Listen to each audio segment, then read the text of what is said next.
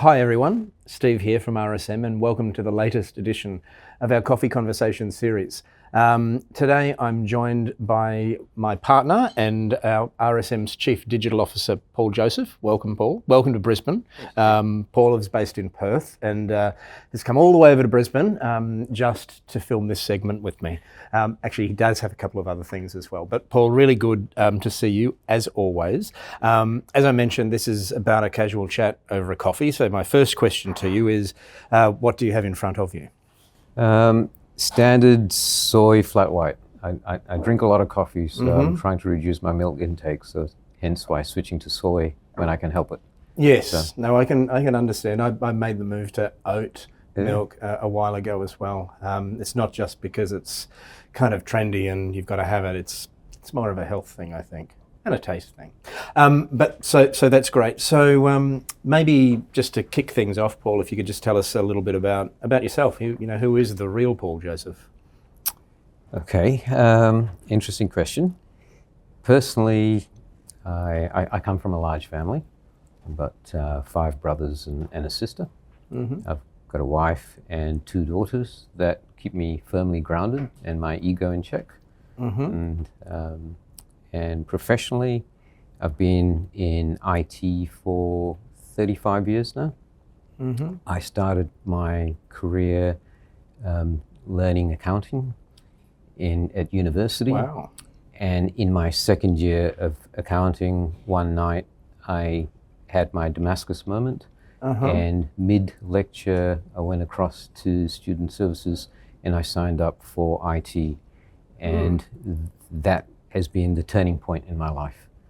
And I haven't looked back. As fortune would have it, or fate would have it, I ended up being a partner in one of the greatest professional services firms. Yes, interesting journey. But it's been quite a rewarding journey as well. Oh no, that's fantastic. And I've been with the firm now 6.5 years, and you've obviously been on that. You were there way before me as well. And maybe you could tell us a little bit about your role and about what as Chief Digital Officer in that role. What is it that you kind of are focused on, and Sure. and in terms of taking the firm? I work very closely with the key stakeholders, the national heads of the business units, the executive team, and the partnership.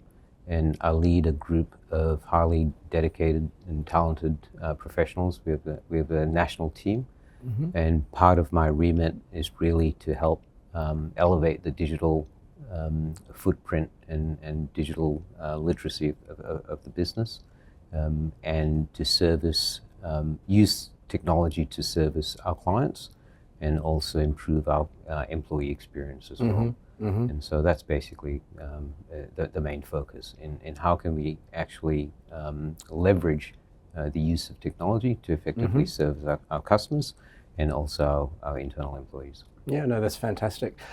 Interestingly, and I mentioned just before the camera started rolling that this morning I came from delivering a presentation at a tax institute event at the Queensland Tax Forum, and that was very much around ATO compliance activities and what we're seeing. And a big focus of the ATO is leveraging technology. It's kind of leveraging data and analytics and of course AI. Generative AI is becoming more and more almost omnipresent, I think, in how the ATO are undertaking their compliance activities, which means we're seeing things move to like real-time audits, data manipulation on the ATO side to identify their targeting activity and those sorts of things as well, which is a very much a shifting in the landscape of how traditionally ATO compliance activities have been undertaken.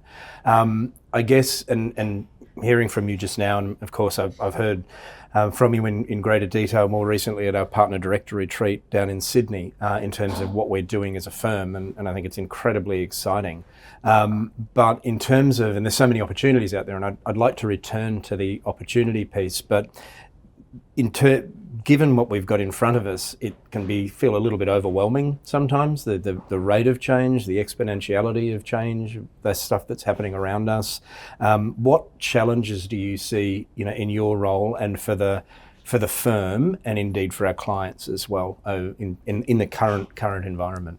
Yeah, it's interesting you talk about AI and robotics, etc. It wouldn't be a discussion with an IT professional without the conversation of AI being surfaced very quickly. There's something in IT called Amara's Law. And Amara's Law, if I don't butcher it, goes something along the lines of we tend to overestimate the impact of technology in the short term and underestimate the impact of technology in the long term. And I sometimes feel that is the case with something like AI, where when AI has been introduced, people are saying it's going to, change everything immediately. It's going to be a threat to humanity. Recently, I heard a geneticist talk about how we've created a new species, and we don't even know what it's going to do. We don't know its potential. So there's a lot of discussion that currently exists around the impact of AI. However, I think there's also an understanding from business that has a definite potential improvement potential. You look at the World Economic Forum jobs report, a future jobs report, 86% of businesses identified robotics and AI as the biggest impact on them by the year 2030. So you can see that businesses are starting to realize the full impact that AI and robotics will have. However, a lot of businesses, from who I talk to and my peers, is that they're not quite sure how to actually engage or how to embark on that journey. What is the right step to actually to initiate? And so that's where there's a lot of uncertainty around what to invest in terms of immediate benefits to be realized. And my guidance to them is, don't get spooked by the technologists, don't get spooked by the technology. We already have the process. This is not a new phenomenon to technology, not a new phenomenon to businesses. When I started as an IT professional, in the early 2000s, we had the advent of the internet. And businesses were asking the same questions back then, which is, what is the internet going to do in terms of privacy?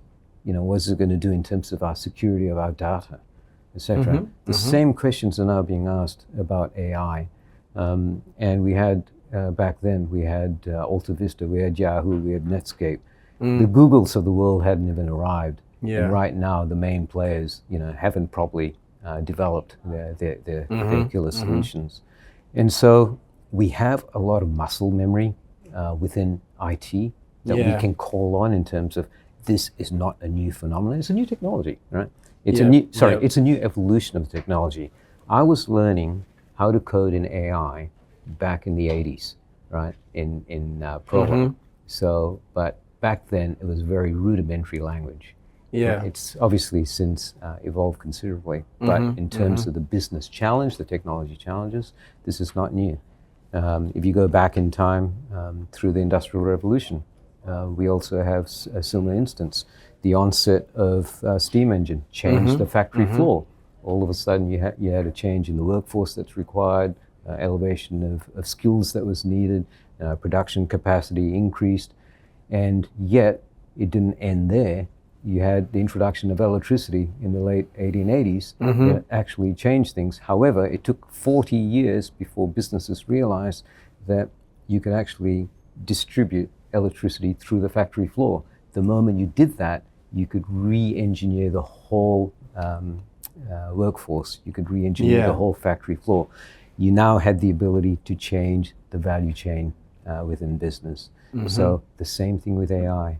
Right now, businesses are treating AI as a particular point in space of a business operation, as opposed to treating it in terms of what can we do in terms of re-engineering our business using this technology, so that electricity moment hasn't arrived yet for businesses. Yeah, and that's fascinating, Paul, because that's not the way I'd looked at it at all. But I guess also it sort of demonstrates when we do look at the distribution of electricity, as you just mentioned, and also the fact of human beings are fairly resilient creatures and have dealt with change many times over. The shift from an agrarian economy as a result of the Industrial Revolution obviously didn't probably happen with the same level of pace, but what did happen is we had a new economy, we had a net creation of jobs and all the rest of it as well. So there seems to be a lot of, and I liked the reference to people overestimating the impact of new technology in the short term, but underestimating it in the long term. That I think is something really to ponder a little. So certainly there's plenty of challenges, but there's the corollary of a challenge is opportunity, and to use the old term that every cloud has a silver lining. There's I know off the back of the presentation that you delivered to our partner director retreat a couple of weeks ago, there's a huge silver lining in terms of the opportunities that are out there. And always like to kind of certainly finish these conversations on a positive note. And what do you see, again, in your role and for us as a firm, but also for our clients, what are the opportunities that are sitting there in front of us at the moment? There's a lot of opportunity at the moment to free up our staff to be able to enable them to focus on the more cognitive aspects of their roles. There's a lot of proceduralized work that they undertake that doesn't require a lot of intellectual energy being expended. And there's things that if we're able to automate and use either robotics or AI, we can actually take the robot out of the human, right? And to actually free them up to service the client in a much more different and more engaging way.